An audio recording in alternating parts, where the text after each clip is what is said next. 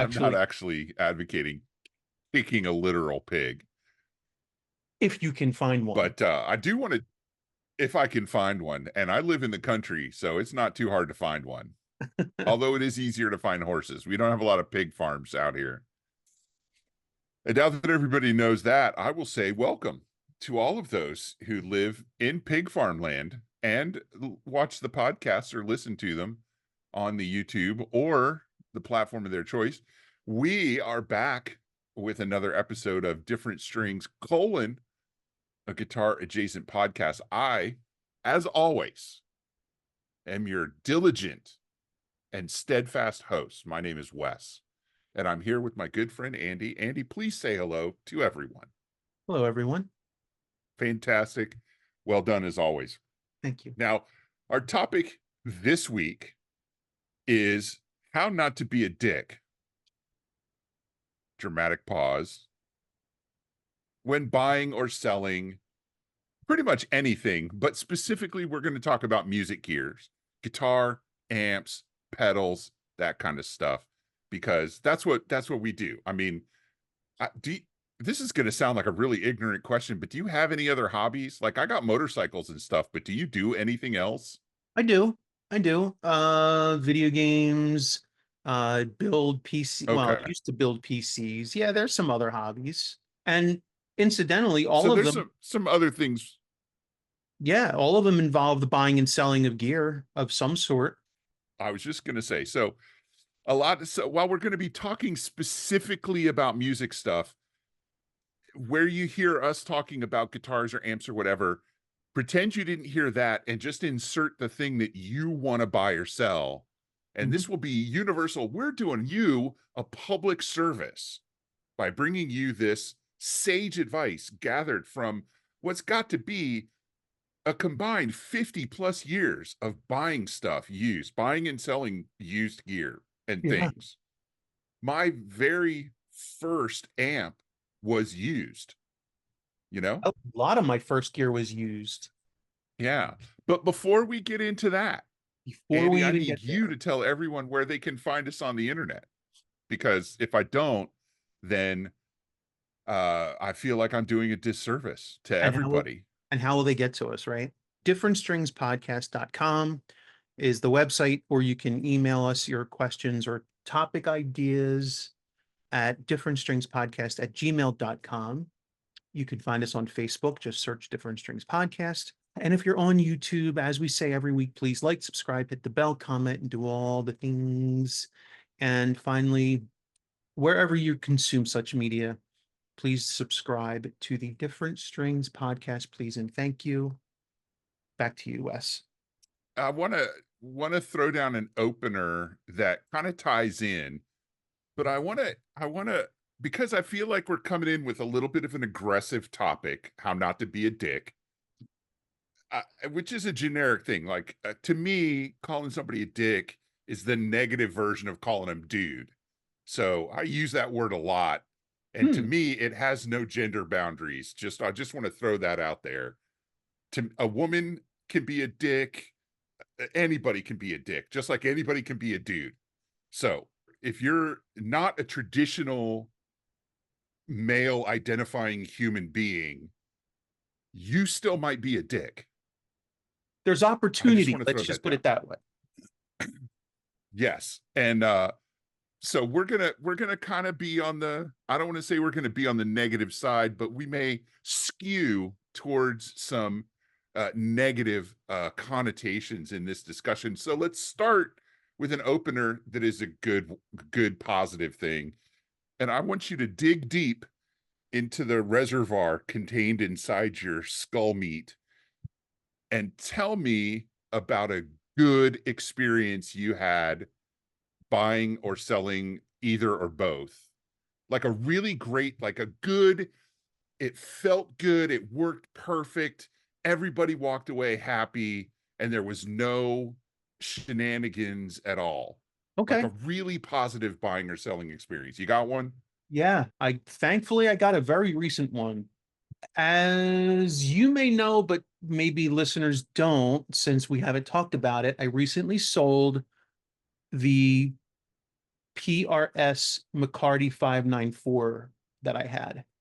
So I was the seller, and as the seller, I realized I was selling a fairly expensive instrument, right? This is not a Squire Strat. No offense, Squire's a great guitar, but people that They're are but gonna they're not expensive. no, and people that are gonna dish out upwards of 2 grand on an instrument used are going to have certain expectations, like lots of pictures. And, did you do anything to modify it? And does it have, because it's a Paul Reed Smith and it comes with all this stuff in the case, is that all with it? Like that's kind of a thing. So, as a seller, I took it very seriously and I took a lot of pictures. I had the hang tags. I knew exactly what the guitar weighed because Sweetwater weighed it, and that's where I bought it brand new. So I provided lots of Nice. details. Yeah. And after several tire kickers and some low ballers, I did have one particular person who definitely was, not only interested but eager, and they made me a counter offer. It was to me, it was a reasonable counter offer. They didn't come in super low and try to go back and forth. It was just, here's what I can do. Can you do this? This is what I want the guitar. And within minutes of making the deal, we were already setting up a arranged meet. Um, we met locally, we met in public. Um, he gave me the cash. It was cash. That's the other thing. He just had the cash. Um, Nice. and he said, please count that, I want to make sure it's all there. So he didn't make me feel uncomfortable. Like, are you really going to count my money? Like he told me, please count that. He checked the guitar out. He let me hold the guitar while he checked it out. Because if I drop it, it's one thing, but if he dropped it, and then we Right. went our merry way. And so, it wasn't like we went out for drinks afterwards and it was great in that regard. It was just, but what made it great was the lack of any excitement. It was, I gave as much information as I could up front, hoping to stem any questions. I got a decent offer from a polite individual who was willing to meet on my terms locally in public, which was important to me for safety. Gave me the money, made me count it, Yeah. and we parted ways, and that was the end of it. See, it's so exciting that I'm almost putting you to sleep. And to me, that's a good story. Sorry. No, it's Yeah, to it me, is. I anytime you're like selling or all of buying the and it is high points. uneventful. Yeah, and I wanna put a pin in something for a future discussion, Okay. and that pin is that the PRS McCarty 594 is an abomination. So we'll have to table that for another time. What? It's an abomination. You heard me. You I do never a lot said of that things, while I Andy, but owned it. stutter is not one of them. No, I wouldn't because you loved that guitar.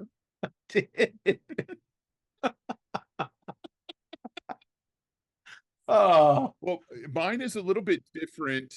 I saw an ad on a forum that I frequent for an amp that I didn't know much about, but I was interested in. And more importantly, it was being sold by a guy in a band that I really liked. no. So I knew that at some point I had heard that amp in the recordings. So I sent him a private message, gave him my email address. He emailed me. Actually, I take that back. I gave him my phone number and he texted me. And I was very straight. I was like, "Listen, I'm interested in this amp. I'm not interested in negotiating because he was asking a reasonable price. Oh, okay. So there was no reason to negotiate. And he was shipping it. So anybody who's going to ship an amp with a 15-inch speaker at a reasonable rate, I'm not arguing with that guy on the price. I know by posting a shipped price, he was taking a beating and he was just looking to get rid of an amp that he didn't use. So I asked Okay. him, I said, what songs did you use this on? And he told me, he says, I'm not 100% sure, but I know I used it on these 2 or 3 songs. And I was like, cool, listen to the songs. looked up, did a little bit of research about the amp because, like I said, it wasn't one that I was specifically looking for. I was looking for something with a 15-inch speaker. And, I asked him a few questions. He sent me some pictures. I said, great, I'll take it. How do you want to get paid? I think we worked through PayPal. And of course, I was taking a chance sending somebody I didn't know a PayPal payment. I mean, he certainly had not just his personal reputation on the forum, but also his band's reputation. If I say, Pete from the Virginians ripped me off and here's how, that's going to, that people are going to find out about that. Mm, I got the amp about a week later. He packed it extremely well. He didn't double box it, but the way he packed it, it didn't need to be double boxed. okay. He also had pulled the tubes, put them in a separate box, Mm, wrapped that up in bubble wrap and put that inside the cavity. And he sent me a vinyl copy of one of their singles that I didn't have oh, to nice. boot, which I thought was really cool of him. Yeah. Because I did lead with I'm a big fan. And I used that amp on my EP. I've used it for a few live gigs. It worked out really well. And I just couldn't be happier with the whole purchase because I feel like most of what I paid for, I feel like I got a deal on the amp and paid for shipping, if that makes sense. Wow. That's So yeah, cool. so it was a good experience. And now I know So, if I could sell the amp for what I paid for it and make all of my money back if I did it locally instead of having to ship it and okay. uh and come out ahead, Yeah, that's really cool. So why would we even need to do an episode like this? For every good experience I've had buying or selling, I've had 10 bad ones, Mm, yep. Yeah. and that goes for, guitars, amps, motorcycles. I sold a motorcycle to a guy who hounded me for 2 years after the sale. Just kept hounding you 2 about. years. What is that about? What Yeah, well, happened? it started he couldn't find the plate with the VIN on it. And so that started with him accusing me of selling him a stolen motorcycle. And it just went from there, And after 2 years of phone calls and emails, I finally had my lawyer send him a letter and threatening to sue him for harassment. And then I never heard from the guy again. And when I say my lawyer, I say a friend of mine who is a lawyer.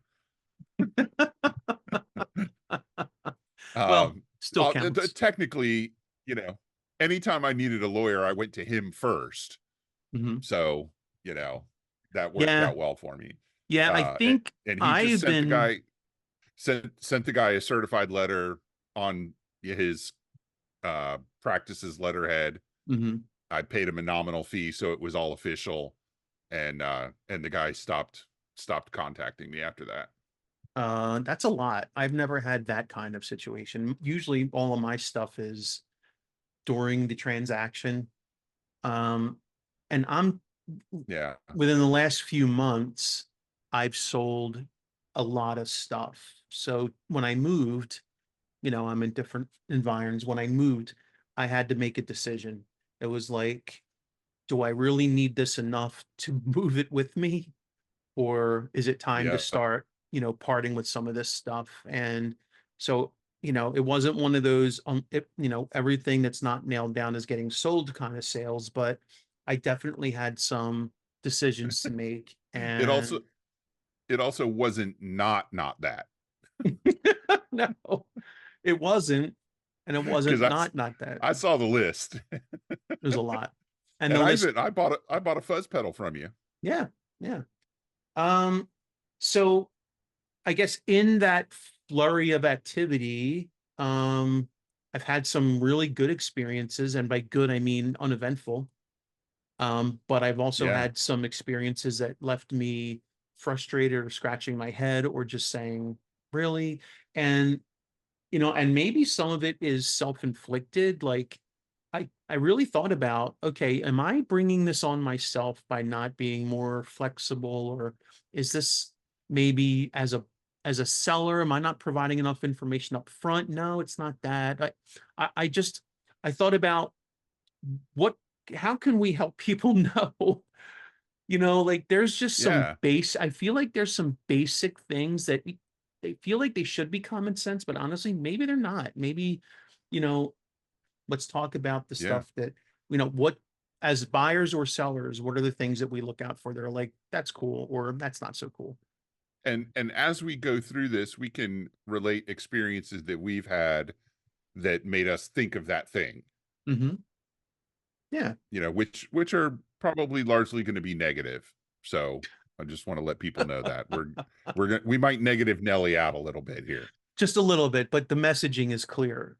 Just the messaging is Yeah. don't be these people. So what I made a Right. list of things that as a buyer or seller, I put things in like four different categories. There are four opportunities for things to go either very well or very poorly. And they are the quality of the listing, right? So all the information that's in the listing itself, price, questions during the transaction, shipping or meetup, Transfer. the actual Yeah. transfer of the Transfer. goods. Yep. Yep. Those are the four opportunities. At a high level, those are the things where I feel like things can go horribly awry or Yeah. very well. Or So let's extremely start. well. Yeah, so let's start with the listing. So I think as the listing goes, as the seller, you're more, it's more about your opportunities to be a stand-up person. You're the one listing the item, you're the one responsible for the content, the description, all of that. So really from a listing perspective, I really feel like that's the seller's first opportunity to be stand up is just spend a lot of time, a good amount of time with a quality listing, right? Represent Yeah. the item Well, and it correctly, take starts good with pictures, all that stuff. exactly. But to me, representing the item correctly, there are multiple ways to do that. I could post an ad. You see the guitar over my head. HM Strat. Yep. So I could post an ad that said 1989 HM Strat for sale, $1,000. You I have could. represented the item correctly. It is a Mhm. 1989 Fender heavy metal Strat. But I could also mention that 1989 was a transition year and the parts may be made in Japan, but the guitar was assembled in the United States. It has a mix of, it has a serial number on the neck, but it has a made in USA neck plate. I could, I would, I would be obliged to mention that it does not have the stock pickups in it, that it has Mhm. aftermarket pickups and a unique wiring scheme. It's not a 5-way switch. It doesn't have the coil tap switch, Mhm. and it's got my unique take on single coil switching in the neck and middle. That I've put black Dunlop strap locks on it. That I had to replace the tremolo arm because it came to me with no tremolo arm. That I got it without a case, so I'm selling it with a Fender hard shell case. Not that I'm selling it. I'm not selling it. I'm just saying Mhm. there are different ways to represent your item correctly. So in addition to representing it correctly, I would add two words. I would say accurately and thoroughly. You can do that in two ways that reinforce things. You can do it with words. You do use your words, and you can do it with pictures, Mhm. right? That You back can up those take a words. picture of and back up those words, right? If there's a chip taken out of the lower bout, you can take a picture of the chip taken out of the lower bout. Like I said, it's got aftermarket pickups. I could take a picture just of the pickups, like a close up on the pickups, where I don't know if they're branded DiMarzio or not, but they might be. But they're certainly purple, and you would notice right away that's not stock. Um, there's a lot of ways to get all the information that a buyer would need. And here's the reason you do that, right? If you just say Fender HM Strat 1989, the first thing people are going to do when they look at your one miserable cell phone photo picture of it that's blurry and 20 feet back, is they're going to notice the purple pickups and they're going to say, what pickups are in it? Theoretically, you might get that question from 100 different people, right? So if you put all the information in the ad, that cuts down on the amount of questions that you have to answer over and over and over. Think about what you would want to know about an instrument you're interested in purchasing and put that information in your ad. Now, Mhm. you're still going to get questions, and people are probably going to ask you questions. This will kind of lead in, segue into the buying portion of the listing. People miss stuff in ads, or they misunderstand, or they misinterpret. So you may still get questions about some aspects of the thing you're trying to sell, but by being thorough in your listing, you're cutting way down on the stupid questions. And I know you're going to come back with there are no stupid questions, Wes, but I'm here to tell you, Andy, there are stupid questions. You can cut down a lot on those types of questions, that, let's say, annoying questions, by being thorough in your ad. Mhm. And you made a note about video being an option when you make a listing. Have you ever done that? Yes. So s- on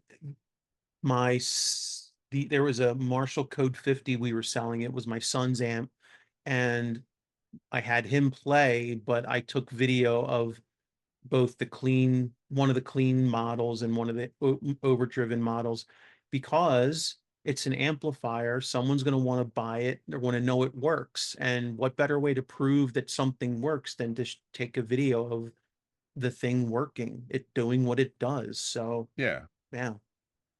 Yeah, because tone is subjective, and the microphone in your cell phone might not give a 100% accurate read on the actual tone of the amp, but being able to know that it functions 100% Hmm. in the ways that it's supposed to, that's invaluable. I love ads with video.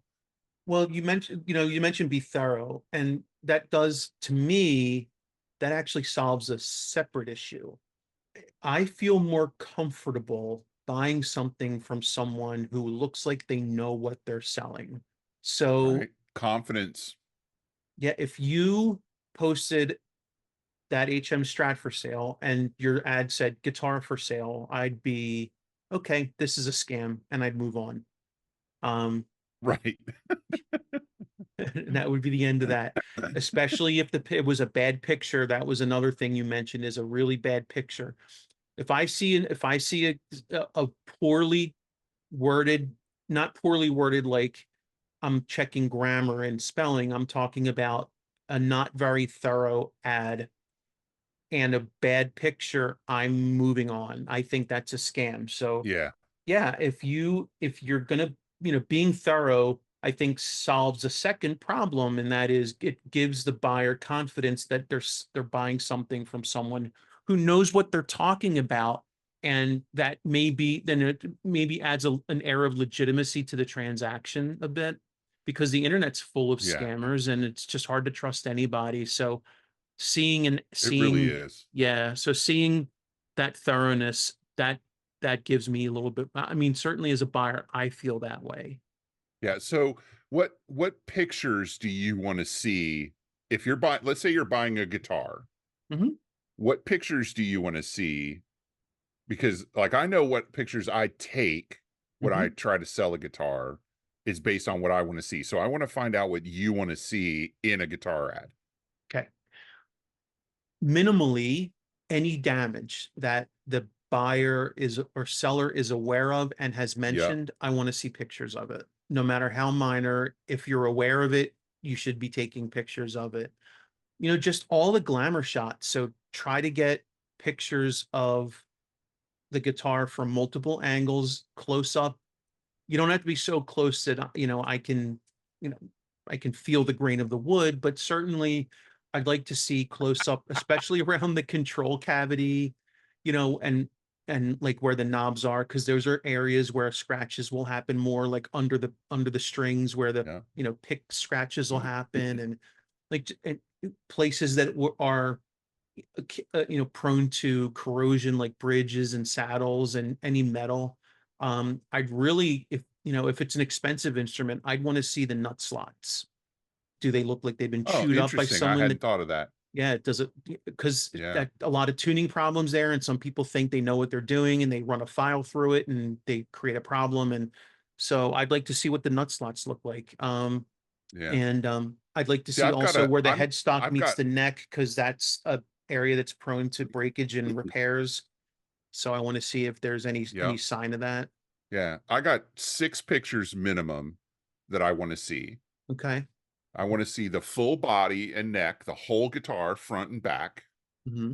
I want to see the body front and back, and I want to see the head nut and back, front and back, including, like you were saying, the nut and the scarf. If there's a scarf joint or that scarf area, Hmm. that's minimum 6 pictures that I want to see, Hmm. and then tack on pictures of damage if the with a bolt neck guitar, if the finish is cracked in the neck pocket, Oh yeah. um if there's scratches or dings or dents or anything like that. And I like to use a pick for Scale. scale, Yeah. and also as a way to point to whatever the damage is, Hmm. right? And you got to turn the lights on. I like lighted pictures rather than flash pictures, because flash pictures don't always represent the actual color of the guitar very well, and Yeah. they can create reflections that hide some of the things that are going on. So, Unintentionally, but turn all your yes. lights on. Yeah, get over near a window with some natural light kind of thing.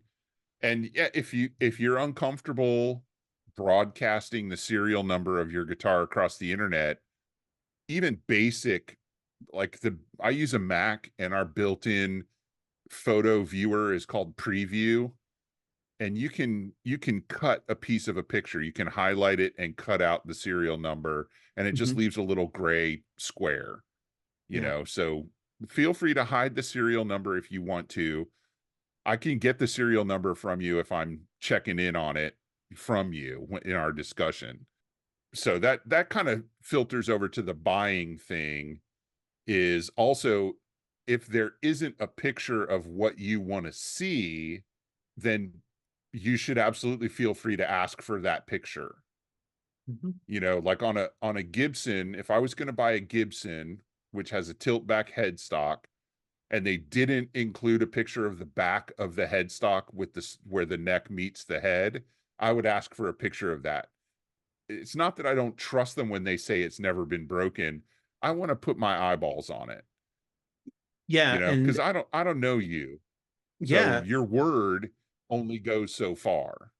right. So let's be clear that you could potentially be selling a guitar, not you, Wes, but you, someone out there, and maybe the person who sold it to you didn't disclose that Lied there about was it, a right? right. So Or now didn't know something. right. So now you're selling it, and you're like, no, I never broke the headstock off this guitar. And you're like, well, I'm not saying you did, but I'm just trying to find out if it ever came off, and I want to see Exactly. that scarf joint. Also, we did an episode just recently about our guitar questions, the subreddit from Reddit, and I've noticed Yeah. recently a lot of people posting pictures of their guitar saying, "Is this legit?"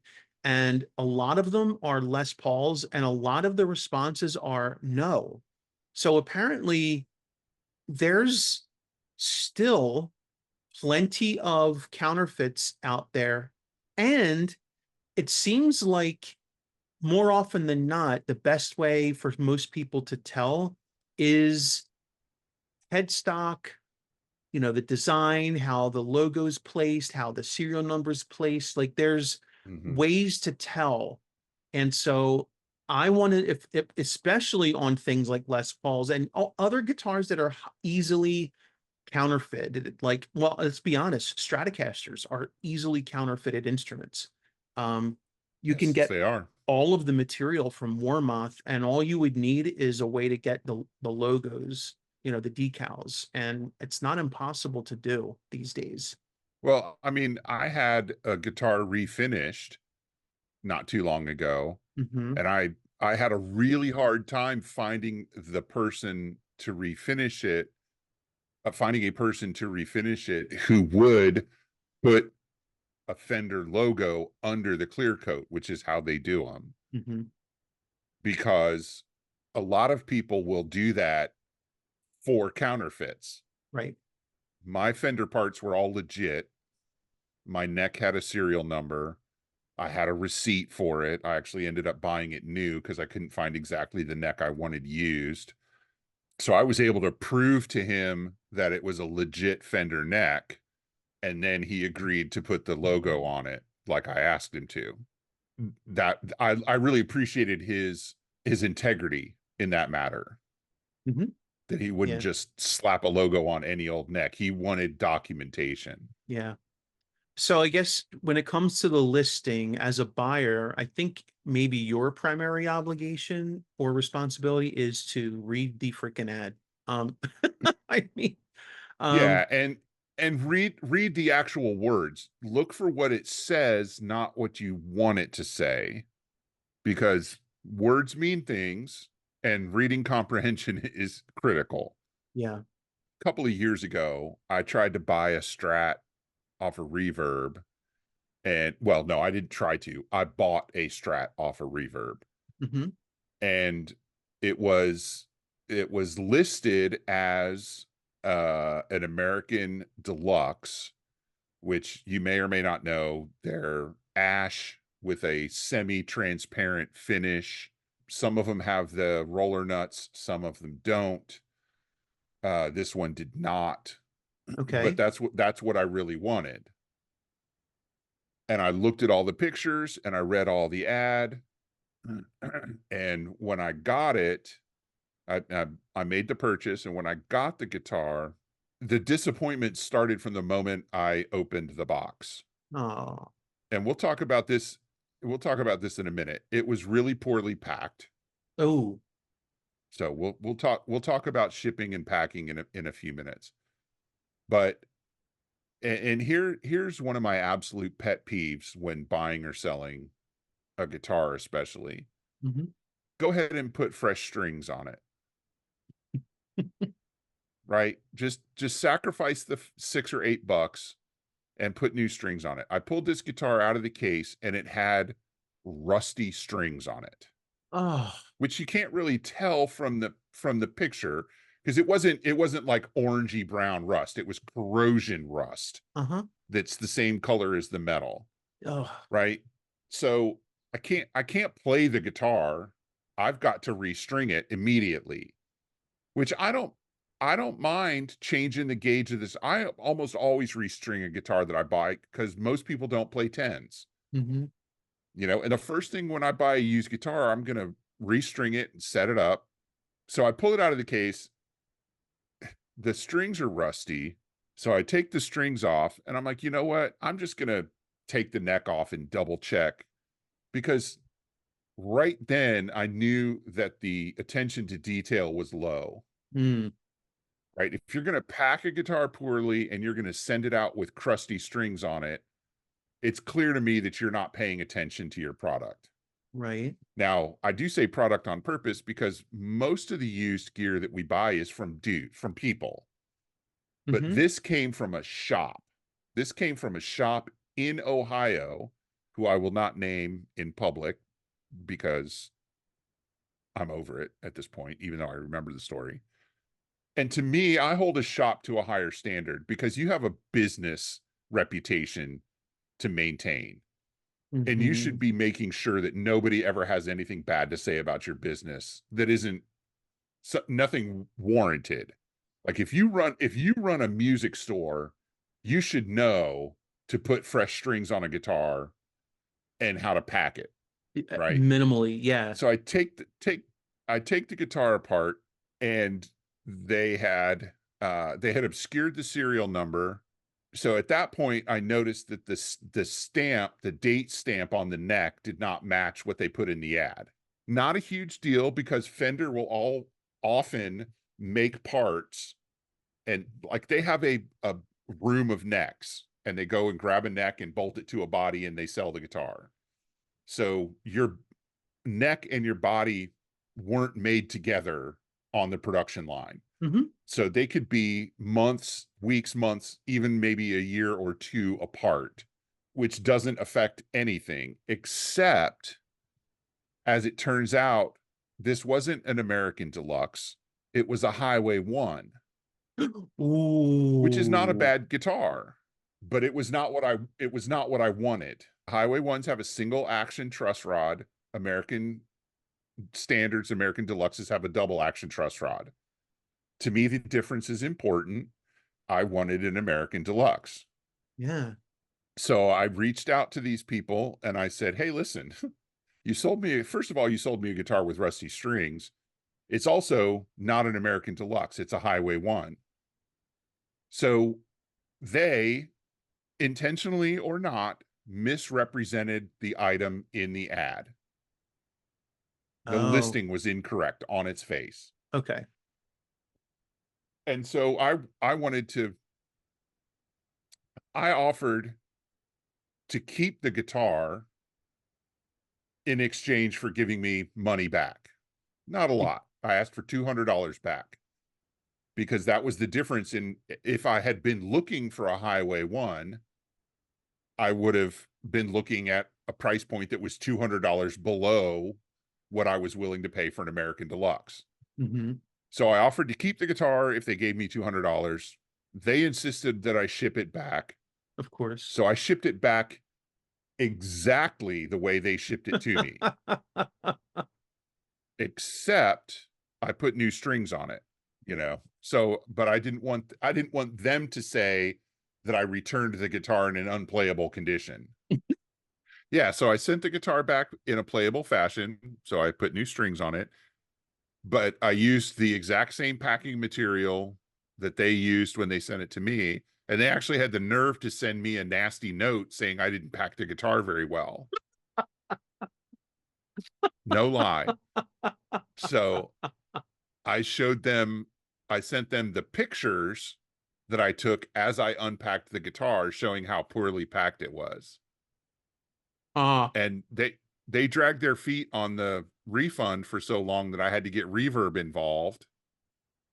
And they wanted me to pay the return shipping, which I said I was absolutely not doing. oh my God. So it was one of my worst buying experiences that I've had. And it was with a shop instead of just a person. Sometimes I feel like shops think they have more clout and they can sort of do that to you. Like Yeah. you and I would never intentionally, I know you wouldn't. You and I would never intentionally do something like drag your feet on a refund that you promised No. someone or pack something poorly or even send a nasty email. I don't know. I feel like shops sometimes feel like they have more wiggle room to be like that Leeway. because yeah, Yeah. because well, they don't really care. They so Well, even though you talk and I about reputation, I don't know that they actually give a shit. some weeks later, I read a post on Facebook about a friend of mine that was having that sent their guitar to this shop to get some work done on it. And so I reached out to him and said, "Hey, do you use this shop often? You know, what's their how do you feel about them?" Uh, and I relayed my experience to him, and he's like, "Oh, they have great techs, but I would never buy anything from them." Like, okay, got it, understood.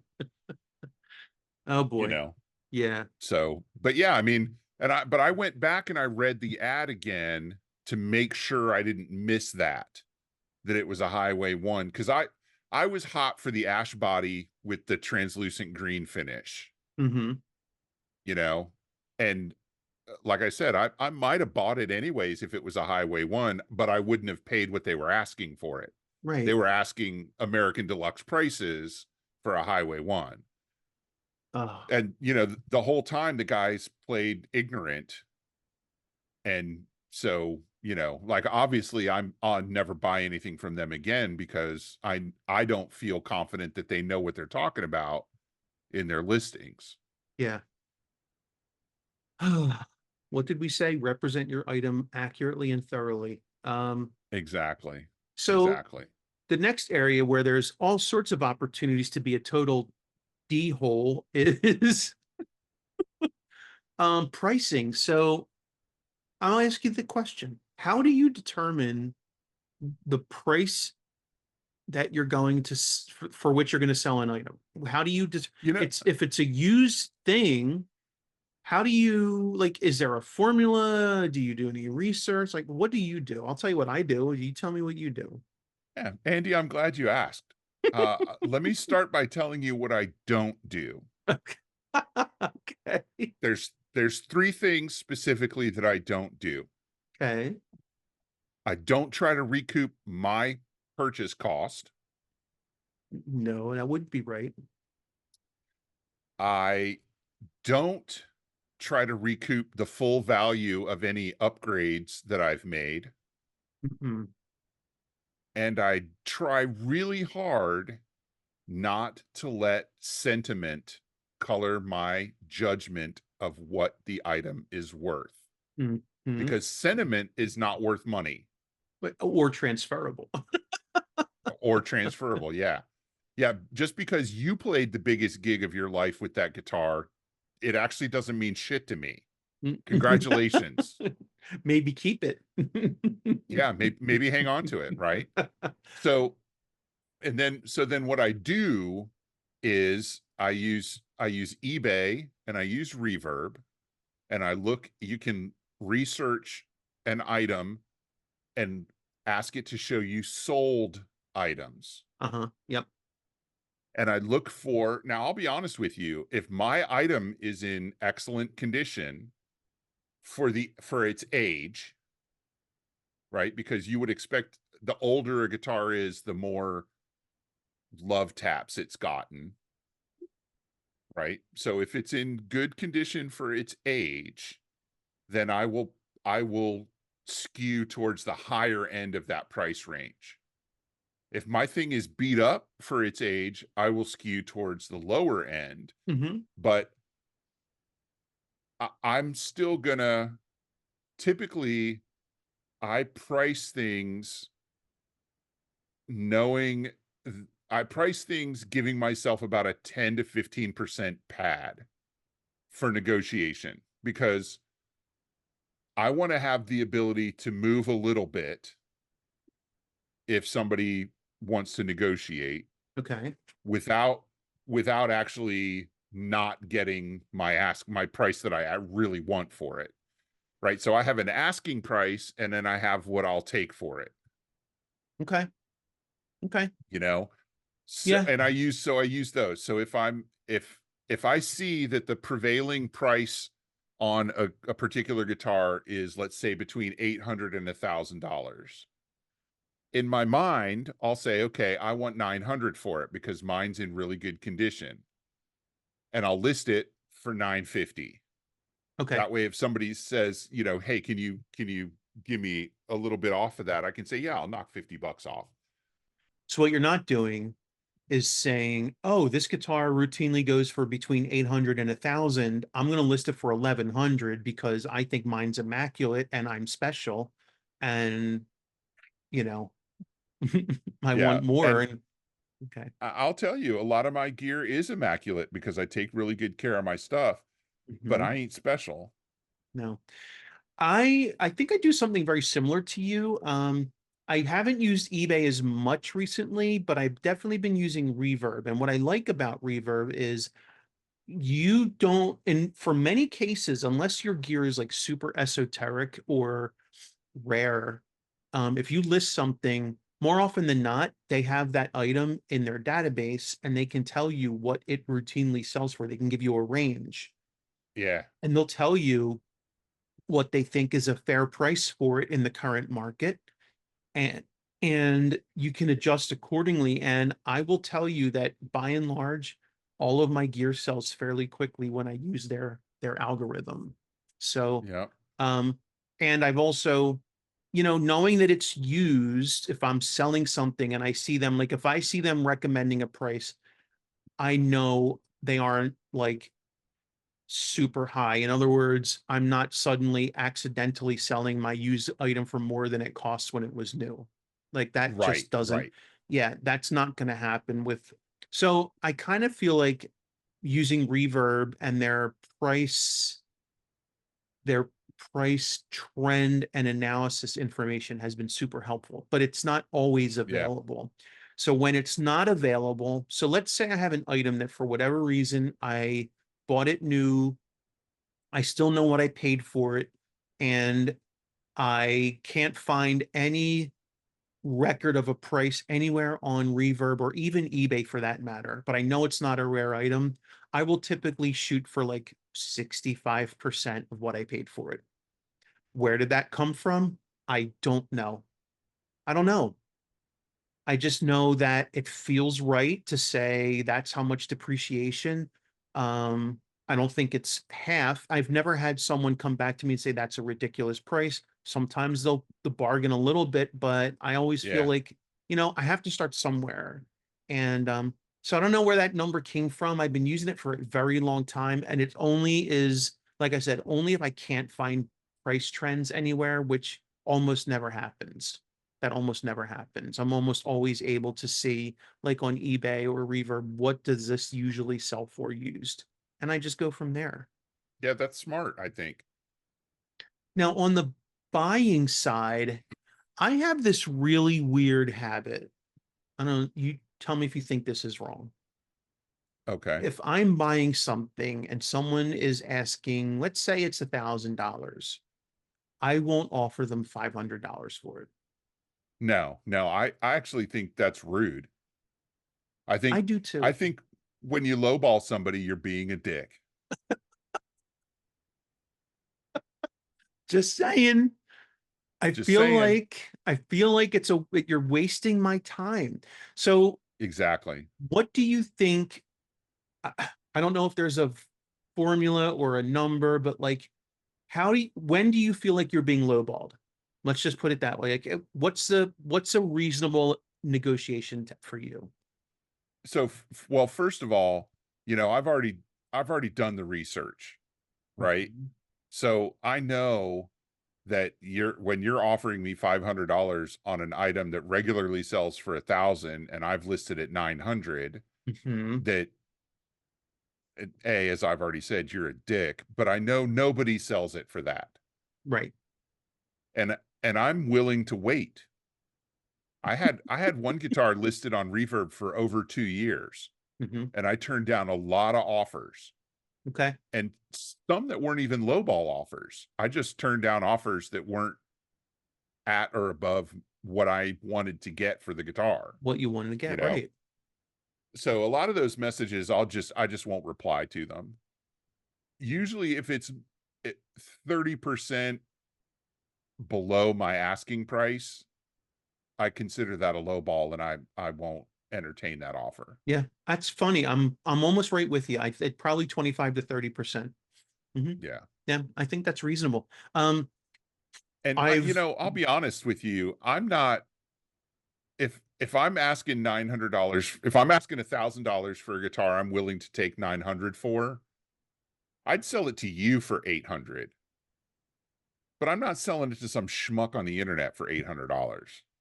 Somebody that I don't know, who I have no reason to offer a friends and family discount to. right. Yeah, I'm the same way. Obviously, I cut my friends a break, but have you ever gotten a sob story along with these lowball Oh, offers? all the time. All the time. I I didn't sold. I didn't ask that as a loaded question. I honestly didn't know you were going to say that. Yeah, more than I care to remember. I was selling, I had a Gibson ES 137 custom, which Mhm. is like an ES 175, but it's not as thick. It has a burst finish and it has the Veritone switch on it. Hmm. Gold hardware, ebony fingerboard, really nice guitar. And um not only did I get a sob story about this guy whose wife was in the hospital, in and out of the hospital, and his kid was going to college. And, he'd always wanted one of these in this exact color with the Veritone switch. And he just didn't have the money. And I was asking 2,500 for the guitar, which was per my, actually, I think I was offering 2,300, and the high of the top of the range was 25 is what they were going for.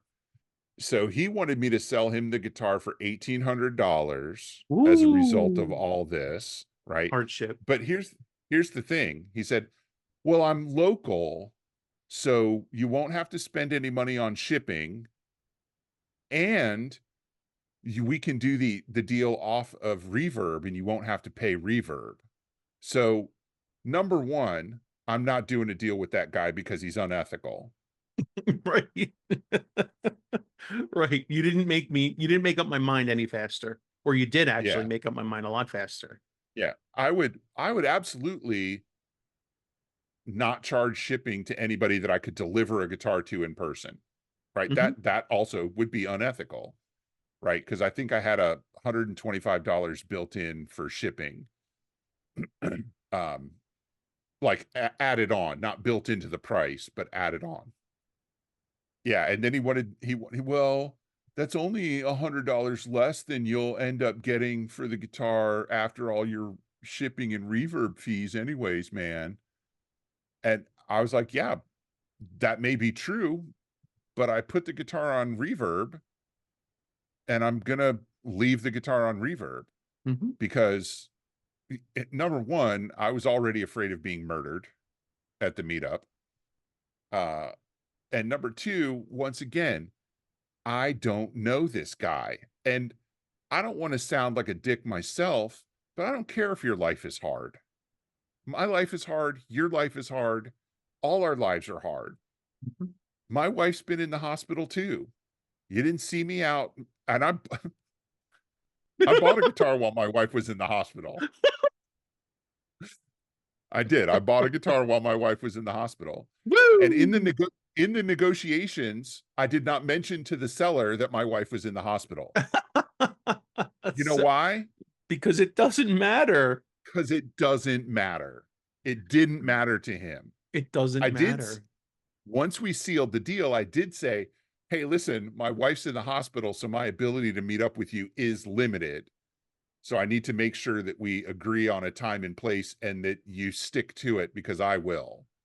I can't postpone a meetup once we set it because Yeah. I got to get back to the hospital." I mean, that's reasonable, but you didn't use it Yeah, as a sob I thought so story too. to talk about price. And oh my God.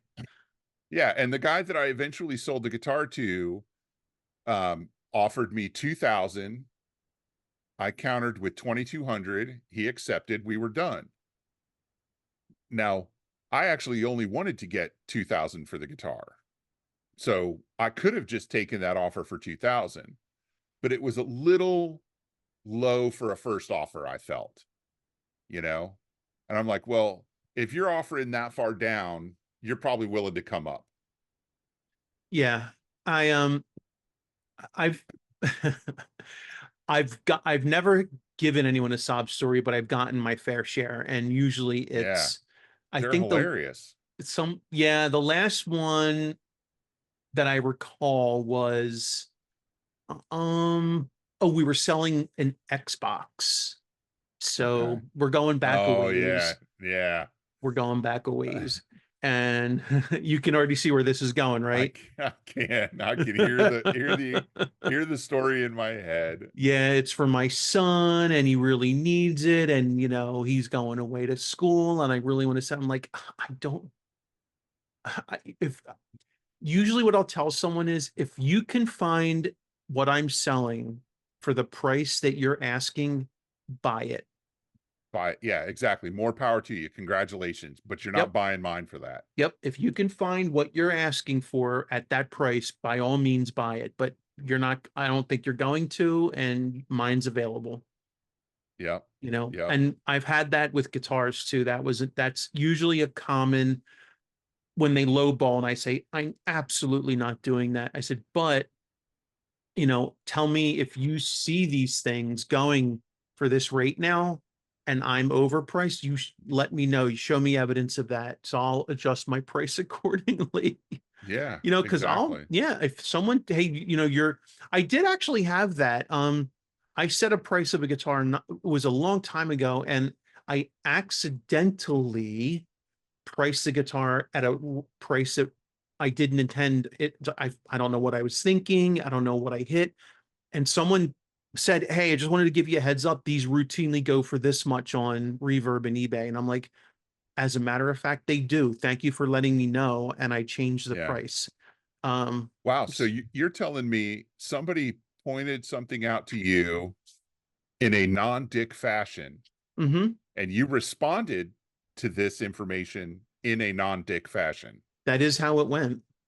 Holy sheep shit. Yeah, I'm stunned.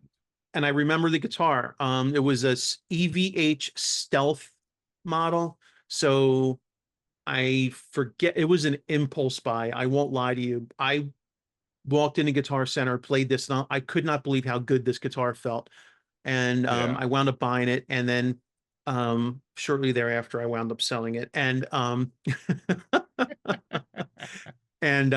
but I inadvertently priced it well above market value, well above. And someone, I thought someone was interested in it, and they were like, "Hey, just a heads up, these things routinely sell for this much on Reverb and eBay." And I'm Yeah. like, "Yeah, they absolutely do. Thanks for the heads up." I changed my price, and I was like, "Are you interested?" He's like, "No, I just saw the price and I knew it had to be a mistake." I'm like, "Yeah, it was." No, I saw the price and thought this guy's an idiot. It was that like Oh, that's egregious. awesome. So yeah. Anyway, but so price, like selling, make sure you know the fair market value of your gear. And if you're Yeah. buying, Yeah. negotiate, yes, lowball. No, don't do that. And here's my stand on aftermarket upgrades. Your upgrade is the value is maybe a third of what you would have paid for those parts new. If you buy a pickup that costs $100 Uh-huh. and put it in a guitar, Hmm. once it's in the guitar, that pickup is not worth $100 anymore. It's worth $30, $35, Yeah, I learned that one the hard way. you know? Hmm. And and here's the thing, right? So let's go back to the HM Strat, right? When I bought that guitar, it had EMG pickups in it. Oh, they're awesome. Yeah, and that was funny. That was funny, Andy. I appreciate that. That's humor. I recognize it. I don't like EMG pickups. Mhm. So, of course, the first thing I did was tear the EMGs out of it and put in other pickups. Mhm. Now, when the EMGs are out of it, I could have tried to sell the guitar at that point, but who's going to buy an electric guitar with no friggin' pickups in it? Right? And whoever does buy it, when I bought it, I didn't care that it had EMGs in it because an electric guitar is supposed to have pickups. And since I don't like EMGs, that wasn't an upgrade to me. So I'm not paying an upgrade price for upgrades I don't like. What did you do with the EMGs? I threw them in the garbage. You didn't sell them? No, I threw them in the garbage. No, that's not true. I gave them to my friend Greg. And I don't know that he didn't have a use for them, but he occasionally, he has a parts bin. So he put them in his parts bin. I don't know if he's ever used them. So if you sell that guitar, you're going to sell it with the DiMarzios? I'm going to sell it with the DiMarzios, and I'm going to sell it for the going rate.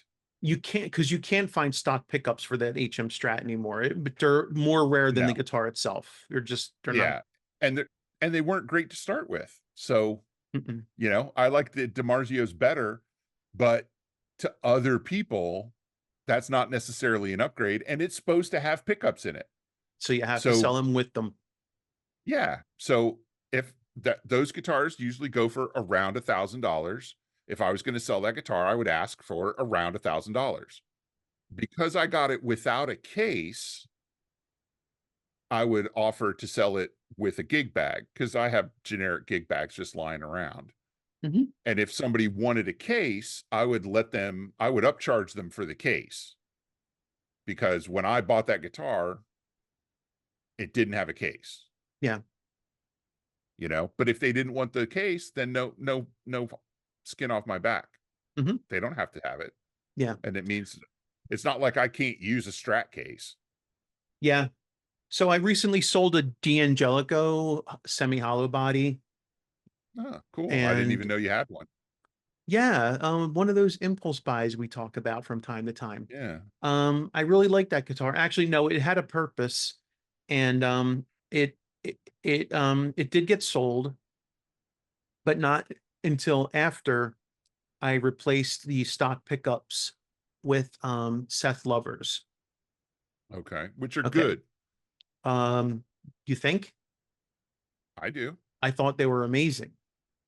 But I want to stress that I replaced the pickups in a 335 style guitar Oh, by Andy. myself and then sold the Oh. guitar.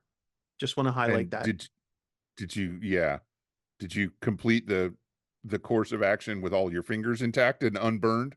I did. And when I sold the guitar, I basically sold that D'Angelico for used price with some very expensive pickups in it. Yeah, you did. And because there was no way in hell I was undoing that modification. Nope. Nope. Yeah, I call that a dumbass tax. You pay for your decisions and sometimes you Yeah. pay more than others. Yeah. But Yep. but yeah, so that person that bought that guitar from you actually got a really good deal, I would agree. And I wanted to but charge more for those. I wanted to charge more because of the pickups, but I also recognize the person who buys that guitar may not like those Seth Lover pickups.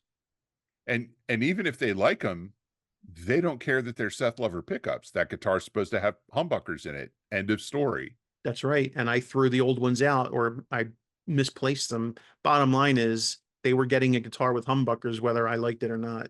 And Yeah. And yeah, so one of the things that I have done on a number of occasions is if I'm selling a guitar that I've upgraded, I typically keep the old parts and I'll offer the guitar with all the upgrades in place at X price. mhm, And then I'll say, if you don't want the upgrades, you can have the guitar for X minus Y. Right. I'll discount the guitar with the original parts in place. Now, I'm not going back to 100% standard for that. Number one, because I've taken care of my stuff. And number two, that there is some effort involved, mhm. you know.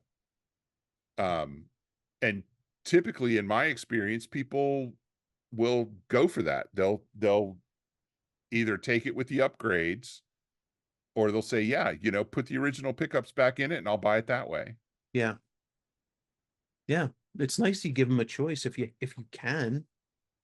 Yeah. And Uh because I can do that work myself, that helps. If I yeah. couldn't do the work myself, I might not do it like that because then I'd Yeah. have to pay somebody to swap out the pickups. I think that makes sense. Here's the thing, questions. I don't know about you, but when I'm selling something, even though I try to put everything in the ad as much as I can in the listing, I just have to assume that not everyone knows everything about everything I'm selling. Sure. Yeah. And there's going to be questions. Um, and I do my best to respond politely and timely. And if I get a question more than twice, or I should say, if I get a question twice, I will usually update the listing with that Update. Yep. information, right? Because 100%. yeah, because clearly it's something I missed and more than one person is asking. And it could be something as Like never assume that everyone knows the scale length of a Strat. That's right. Never assume that they know how many frets are on it. Never assume they understand the material that the frets are made from. Never assume. So Well, and you can't assume the number for I have strats that have 21, 22, and 24 frets. correct.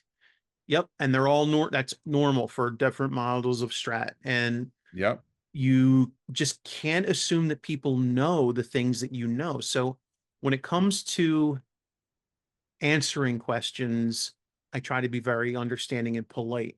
And when I'm asking questions, same way. I mean, if you're selling something, expect questions. And Yeah, I absolutely. try not to make the first question, is this still for sale?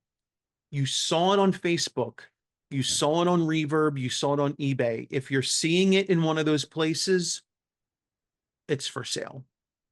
Yeah. And sometimes, maybe the deal hasn't been finalized yet. Um, but it's not hard to say, "Hey, listen, I'm working a deal and here's the answer to your question. I'm in progress on a deal. If that falls through, I'll let you know." Mm-hmm. Yep. Like if you've listed it on a forum or Craigslist or something like that. Yeah. And the one area where I tend to be, I, when it comes to questions, I tend to be very cautious with the types of questions. So if I'm a seller and someone that's a buyer is too eager or they make an offer that's too good to be true, that is a red flag. So let's just put out there that not every question should be answered. Right. Like, And yeah, where are you located? yeah, Or, I'll tell you where I'm located after we settle a mhm, deal. If we're going to meet up, I'll say, like I'm here, where are you? This is halfway mhm, kind of thing. And mhm. other than that, you'll see my address when you get the guitar. One of the things on Facebook that is sort of helpful and sort of not sometimes is that you can always check the profile of the person who's contacting you.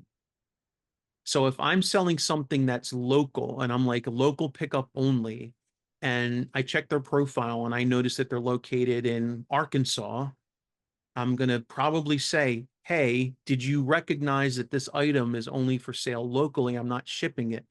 Where are you? And they'll be Right. like, oh, I'm in Arkansas. Bye. Right. I might have Exactly. missed that. So, just even though I don't give people my location, I will tell them what state I'm in or tell them what city I'm in so that they know, hey, I Sure. said local to this area. Um, but other than that, I'm usually pretty good with answering questions very timely because I really do want to, if I'm selling, I really want to sell it. And I'm Yeah. assuming, but I said don't ask if it's available because that's obvious, but it's not always obvious, right? So if someone Sure. asks me, hey, is this still available? I'll be like, yeah, are you interested? Let me know. And because you never know who's gonna, like I saw on Facebook the other day, someone posted in their ad, I do not respond to, is this available? And I'm like, why? Like, just why would you block out people? Like, I don't know. Like, let's just Yeah. be And nice to each other. why say it when you can just not respond to it? Because you're still gonna get messages. Is this still available? Here, I want to actually address a specific question. Okay. And this is for you sellers, people that are selling guitars.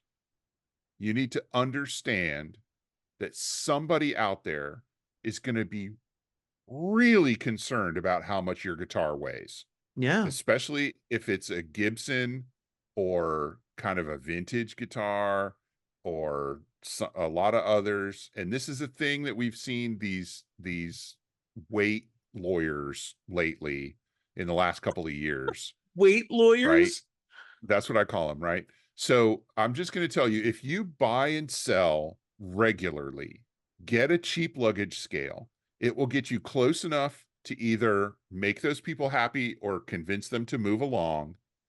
These people, I swear, they're probably the same people who care about the expiration date on the milk in the supermarket, The milkmaids. right? And you're either one of them or you're not. If you're Mhm. not, you don't understand them. So just weigh the guitar. And Just even better, put it in your ad. And Wes is proving a point here. that's all, That's the luggage scale. it's a digital luggage scale. This thing clips off, Okay. right? You put it around the back of the neck. It's pretty secure. You can adjust the length of the strap. You Okay. hold the guitar up. It takes 3 seconds. It goes beep and it gives you a readout of the weight and you're done. Yeah, that's kind Just of wicked. just put it in your ad. And so what I've started doing, this is not going to surprise you, but I keep a spreadsheet of all my gear. That surprises me a little bit. Oh, really? Okay. Yeah, a spreadsheet of Well, all your gear? I do. I I don't do. even do And that. I periodically update it with the most recent price ranges because I never know when I'm going to feel the urge to sell stuff. I weighed everything. And now when I buy a guitar, I weigh it because I got Hmm. my thing. And so I think it was $15 on Amazon. And it was absolutely worth it when I weighed everything all in the space of a couple of days. But then my wife traveled internationally and she needed to weigh her luggage, and I had a luggage scale. Oh, dope. So it Finally, totally worked out. Yeah, that's wicked. you know. And she thinks I'm made out of magic because she goes, "You don't happen to have a luggage scale, do you?" And I'm like, "Well, as a matter of fact." But now I can put in my ads, this guitar weighs 6.8 pounds. I'm not going to say I don't care about weight. I kind of do a little bit in that I just want to know what I'm getting into, you Even on like know? a Stratocaster? Yeah, I just want to know. I just want to know. So, yeah, because I almost never look at weight, and at least I never did until Sweetwater started publishing the weight of every guitar they Yeah. sold. Yeah, that did me in too. And, Um, you know, I bought a guitar from Sweetwater not too long ago, and they had 3 in stock, and my guy, who is fantastic, he said he sent me pictures of each one and said, "This is what they weigh," and I was just like, "Listen, they're all the same colors. Send me the lightest one," mhm, you know? yeah. And it sounds fantastic, and they were maybe a half a pound apart, you know? 8 ounces difference between the heaviest and the lightest. Mhm. So not a huge deal. But Yeah, but well, first, it's for me, it's more of a curiosity point than anything else. Because here's the thing, Andy. If you take the time to weigh your guitar and put that information in the ad, mhm. it tells me something about you as a seller. Yeah, that you have an attention to detail, and I'm probably not going to get a guitar with rusty fucking strings on it. Excuse me. Probably. Sorry, that's my one per show. I um I like that, and actually I may wind up getting one of those little luggage scales. Not that I'm selling guitar anytime soon, but for the p- chance that it happens. But here's an area where I feel like if I could only turn back the hands of time, delivery or transfer of goods, but specifically in shipping. If you are selling a piece of gear, I feel like the heavier the item is, the more carefully you have to be packing it. Absolutely.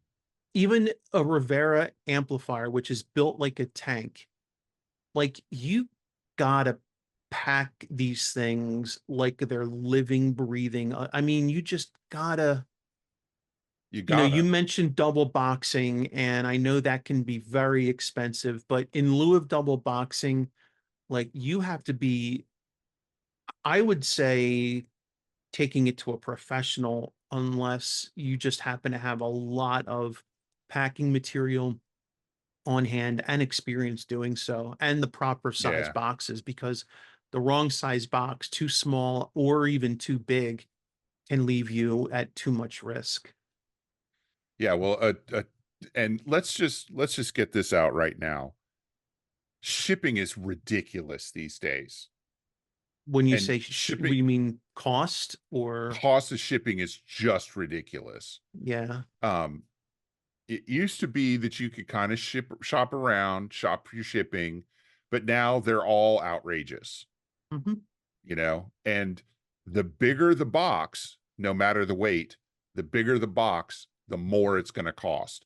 So it mhm, really is in your best interest to use a box that is exactly the right size, mhm, right? Now, I will be honest with you, I only double box when I'm selling a guitar that doesn't have a hard case. mhm. So I'll double box a guitar in a gig bag. I will double box a guitar in that has no case, which honestly, I don't have any guitars that don't have at least a gig bag. Um, because if I buy one that doesn't, I immediately buy one for it. Right. So I will double box a guitar in a gig bag, but I've I don't want to, I'm not bragging. I've sold a good number of guitars over the last 40 years, 30 years. And I worked at a shop that occasionally shipped guitars for 12 years.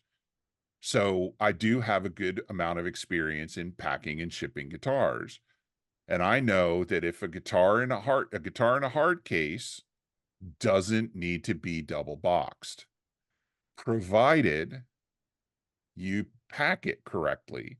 You still got to pad around a case. Mhm. You can't just put a guitar, like Fender does this a lot. Fender will put a guitar in one of their hard cases in a box that fits exactly and ship it. Yep. Now, Fender's new hard cases are really fantastic, but they tend to do this with their cases that are not fantastic. Like their regular, kind of G&G wood cases have a lot of flex on the long sides. The plastic ABS cases that they sell now are basically flight cases, and they're sturdy as hell. I wouldn't Okay. hesitate to ship one of those the way Fender ships them. That's hard for me to do. Yeah.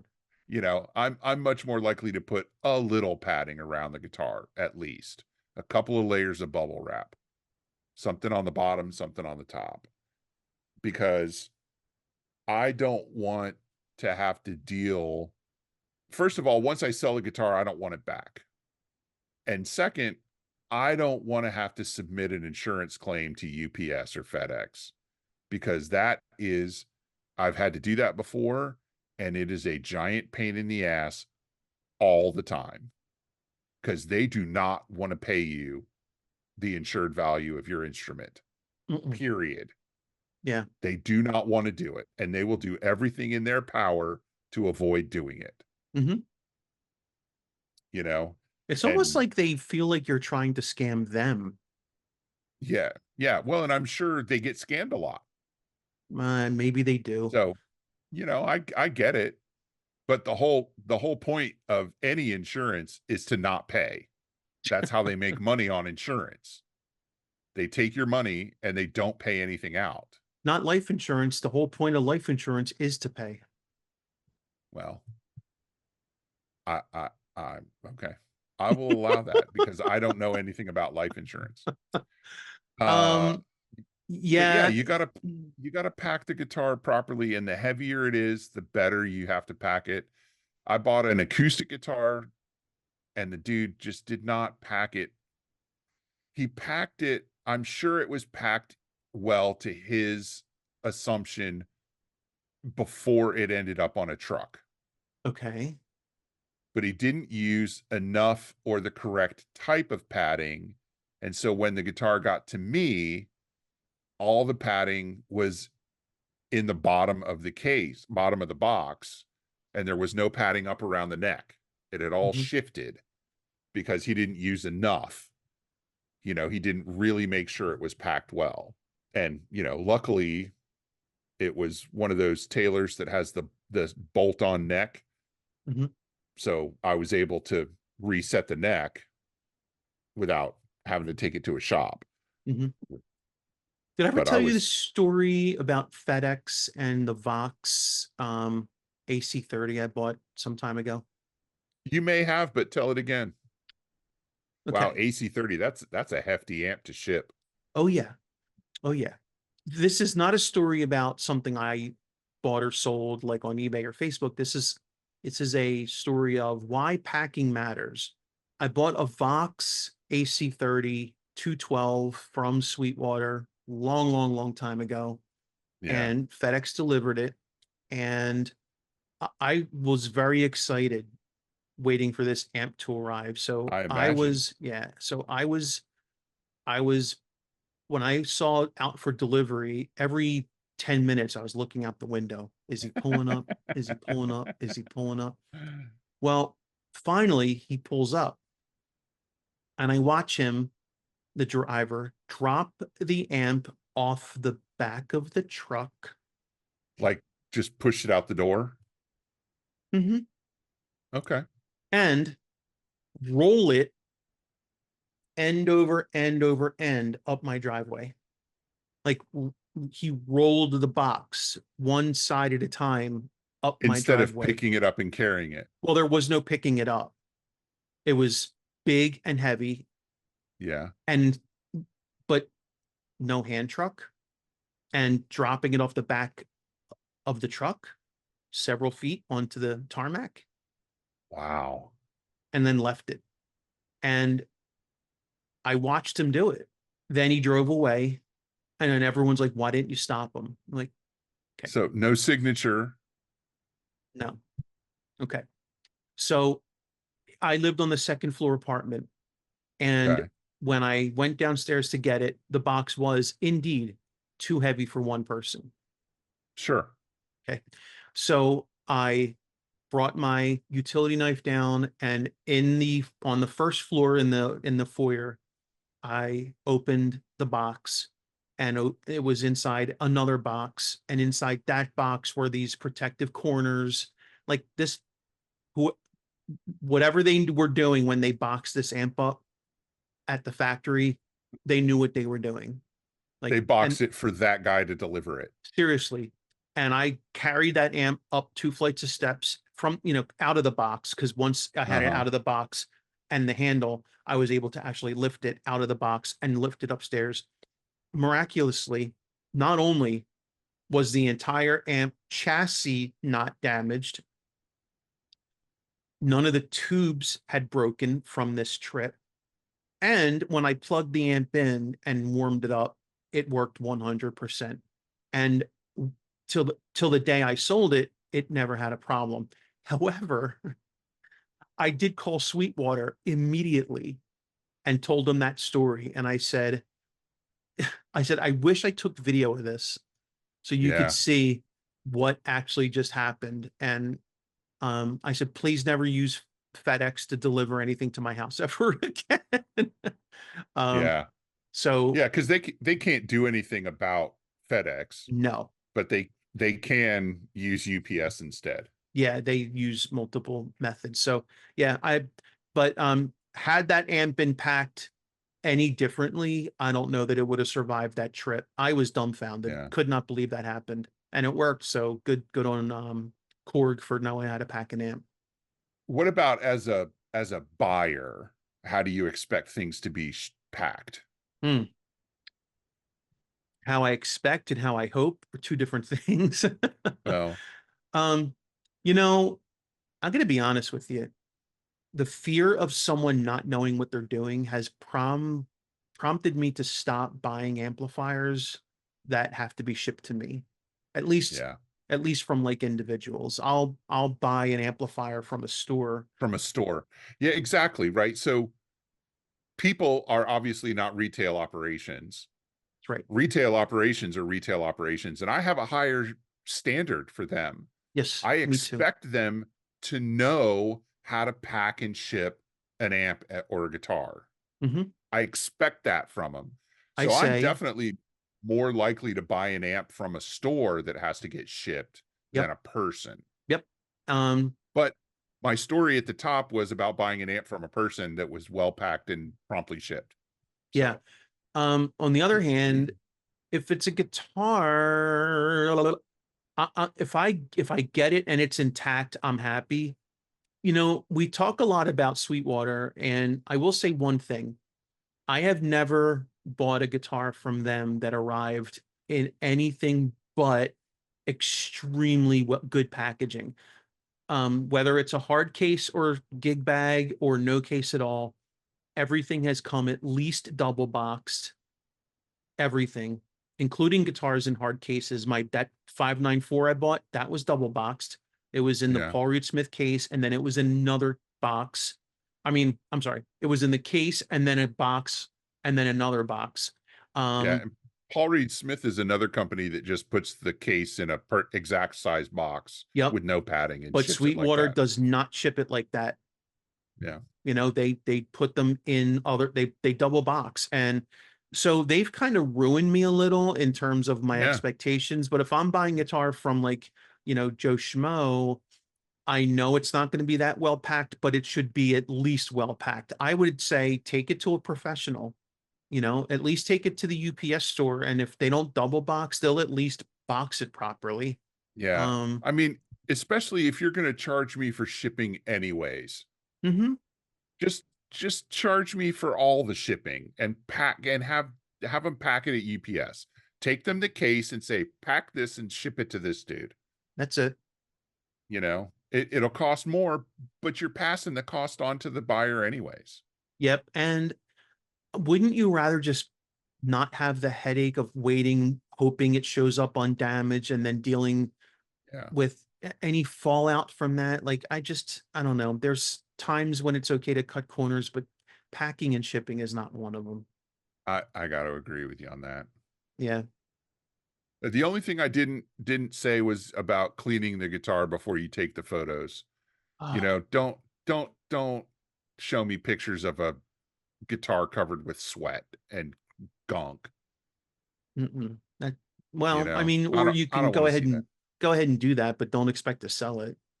Right? Yeah. Where are you doing all of your buying or selling these days? Like, do you even do Facebook Marketplace these days, or I've put a couple of things on Facebook Marketplace. I'll tell you between Facebook Marketplace and Craigslist, I encounter more dick behavior through Facebook Marketplace. why does that track? I don't know. It just sounds like it tracks. Yeah. Um, I get more scam traffic from Craigslist, oh, of course. but on Facebook Marketplace, I just get more people acting the dick. Your hobbies be guitar and motorcycles. Are there others that I have missed? Frankly, I don't consider motorcycling a hobby. It's my life, It's but your life. you know, Okay. I'm willing to let that go. Um, I'm pretty into photography, although not as much as I used to be because I use cameras as part of my making my living. Okay. Um, but it's been a long time since I bought and sold camera gear, Okay. you know. So who's worse as buyers, or sellers and sellers, motorcycle enthusiasts or musicians? Uh I'm gonna say I'm in a very specific way, vintage motorcycle people are the worst. And why is that?